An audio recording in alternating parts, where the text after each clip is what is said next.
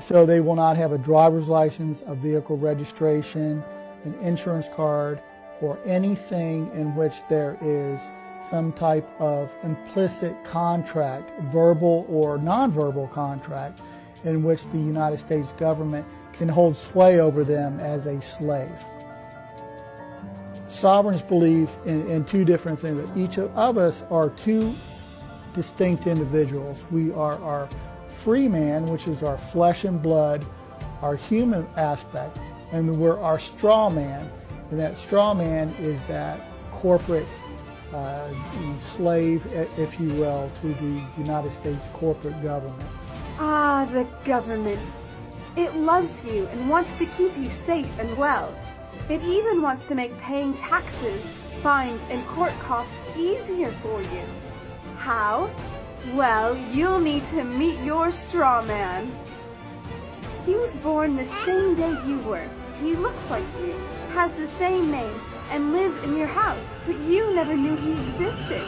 You will have even paid his parking tickets or taxes. The worst part?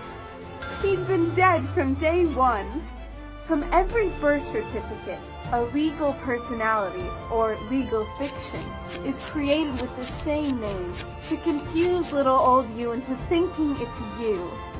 So there is a human you and a paper you, or as it's commonly known, a straw man. So when it seems like government officials, court clerks, or the police are speaking English, they aren't. They're speaking legalese, designed to make you agree to verbal and written contracts without even knowing about it, all spun from Black's Law Dictionary. For example, when the police say, "Do you understand?" you'll say, "Yes."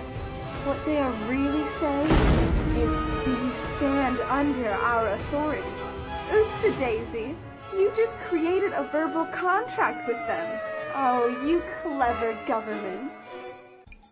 From a law enforcement standpoint, if a law enforcement officer has an encounter with someone that's claiming to be a sovereign citizen, it is very important to have a plan.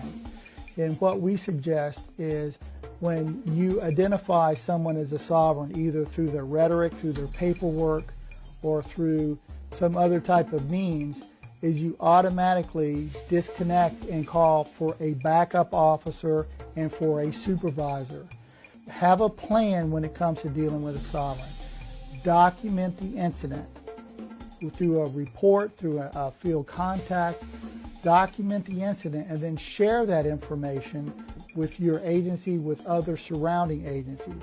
And if you engage in a verbal confrontation with them, rest assured they're most likely videotaping it, and then they will use that as propaganda to discredit you as an officer, to discredit your agency, and to further their sovereign beliefs and cause. I just asked you for your license, your registration, and your proof of insurance. Okay, I'm going to tell you, you're being video recorded and audio recorded. So are you. Oh, well, good.